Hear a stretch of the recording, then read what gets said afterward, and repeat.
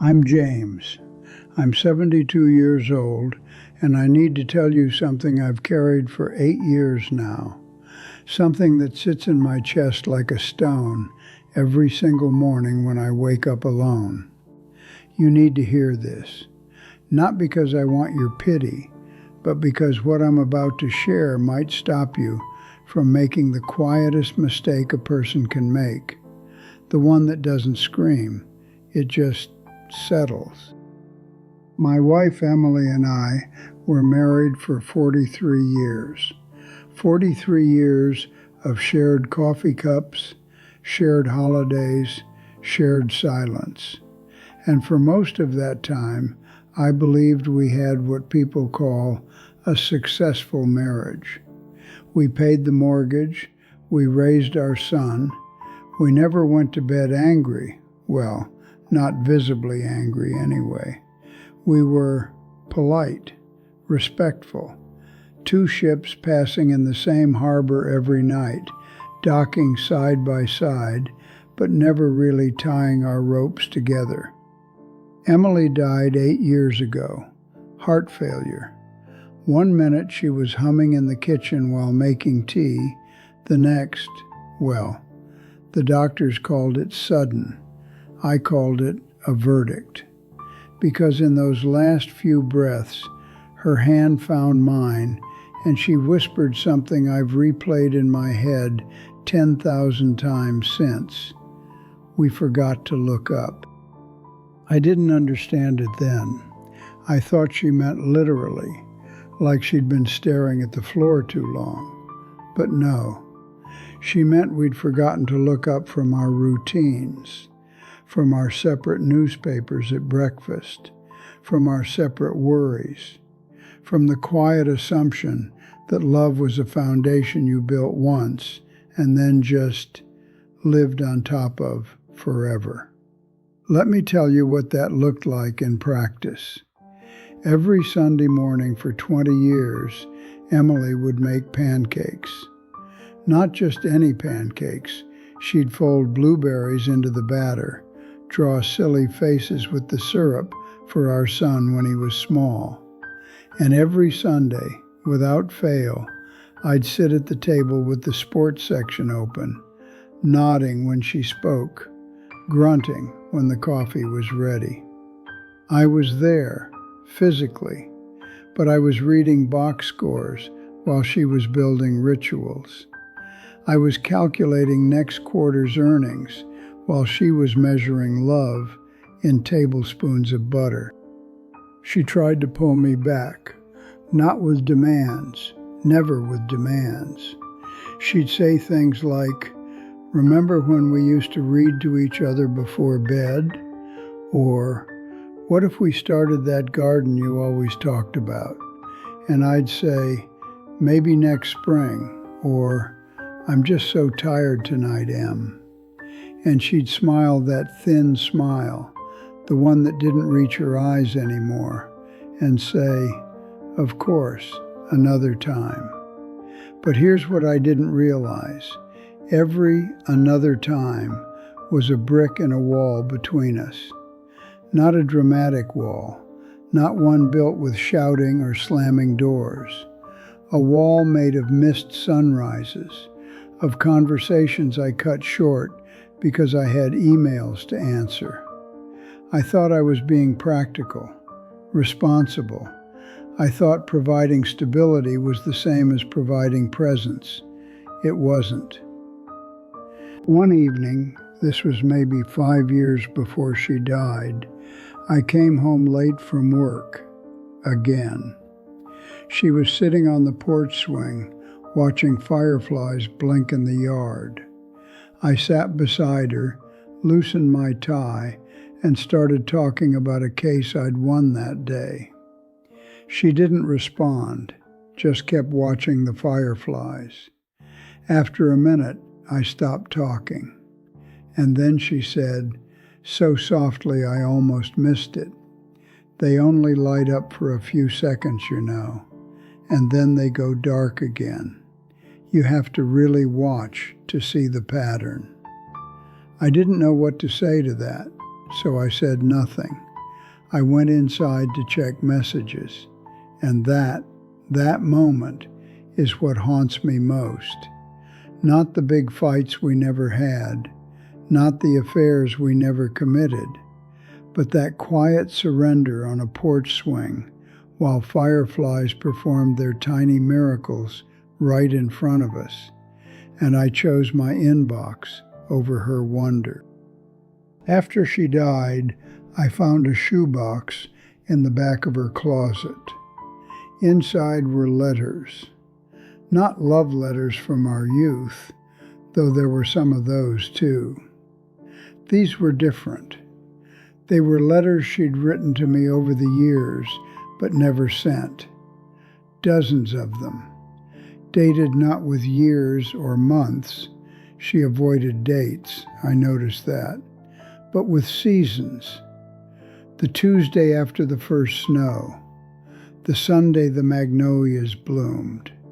The night the power went out and we lit candles.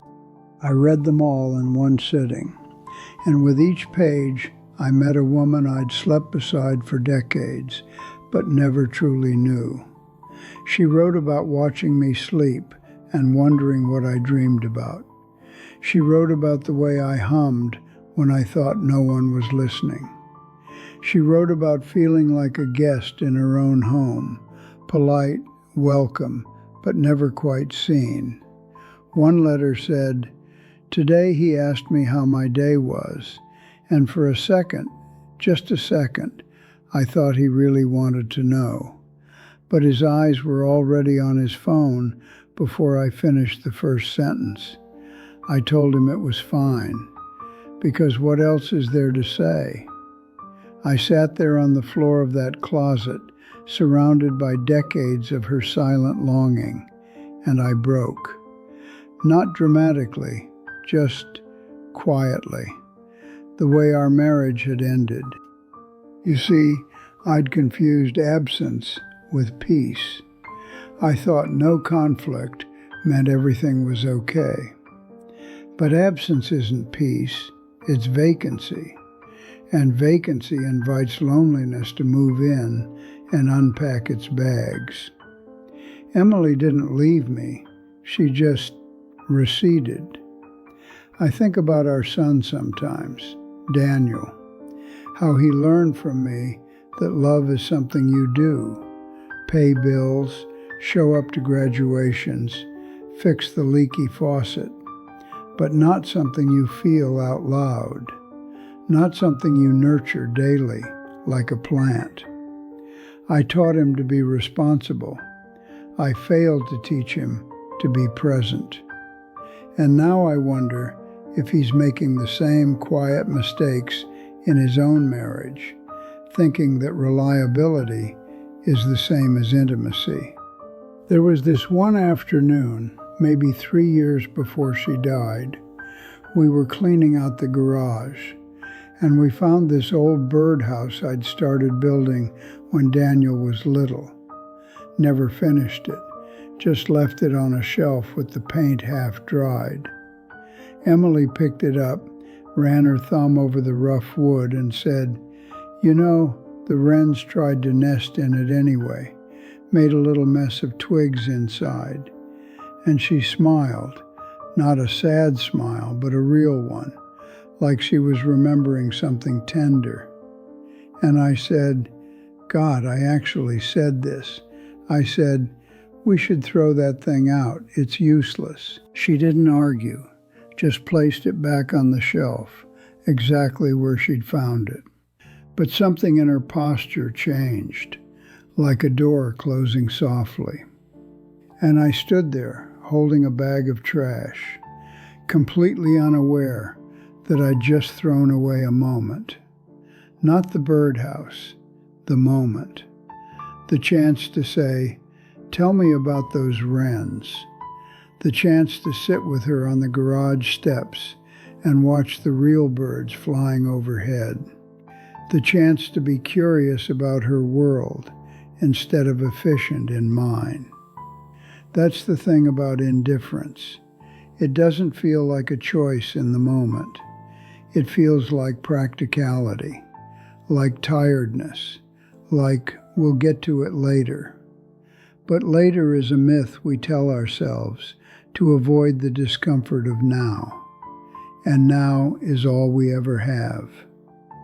After the funeral, people kept saying, "She was so lucky to have you all those years." And I'd nod, because what else do you do? But inside I was screaming, no, I was the lucky one, and I wasted it. I wasn't a bad husband. That's the tragedy. I was a fine husband, and fine is the enemy of love. Fine is what you settle for when you stop believing magic is possible. Fine is the wallpaper you put up over cracks you're too tired to repair. And after a while, you stop seeing the cracks altogether. You just see the pattern on the wallpaper and call it home. Emily deserved more than fine. She deserved wonder. She deserved to be looked at like she was still a surprise after 40 years.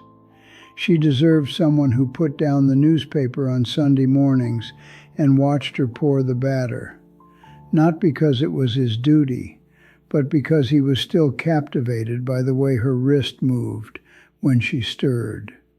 I think about that porch swing sometimes, the fireflies, how I could have just stayed, how I could have said, "Tell me about their pattern," how one sentence, just one, might have changed the trajectory of an entire evening, of an entire year, of the last years we had. But I didn't. And here's my question for you. Really sit with this. When did you last choose wonder over efficiency with the person you love? When did you last put your phone down, not because they asked you to, but because their face was more interesting than any screen? When did you last ask a question you didn't already think you knew the answer to? Because love isn't about knowing everything about someone. It's about staying curious. It's about believing there are still undiscovered countries inside the person sleeping beside you. And it dies not when you stop loving them, but when you stop looking for them. I keep one of Emily's unsent letters on my nightstand now, the last one she wrote. It says, "Today the sun hit the kitchen table just right, and for a minute it looked like honey. I wished you were there to see it with me. Not just in the room, but really there. But I didn't call you. I just watched the light move across the wood until it was gone. And then I made tea." I read that every morning, not to punish myself, though it hurts, but to remember, love is made of light on tables, of fireflies in jars, of blueberries folded gently into batter, of hands reaching in the dark. And if you're not paying attention, if you're too busy being responsible, being practical, being fine, the light moves on. The fireflies go dark. The moment passes. And one day you're standing in an empty kitchen, remembering honey-colored sun, and the person who wanted to share it with you is gone. Don't wait for a deathbed to get honest. Don't wait for a shoebox of unsent letters to realize you've been living with a stranger. Look up tonight. Put your phone in another room. Ask a real question. Listen like your life depends on it, because in a way, it does. The quality of your life depends on the quality of your attention. Emily was right. We forgot to look up. Don't make our mistake. Your person is still here, still breathing, still hoping you'll see them. Not the role they play in your life, but them, the messy, complicated, beautiful human who chose you. See them while you still can. because 8 years later, I'd give anything, to sit on that porch swing one more time, to watch fireflies with her, to say, "Tell me their pattern," and really mean it. The fireflies are still out there, blinking, waiting, but the person who wanted to watch them with you might not be. Look up before the light moves on. This channel is for folks like me, sharing hard-earned wisdom and memories. If this resonated, subscribe and tap the bell for more. And if it moved you, even a little, drop a comment and hit like.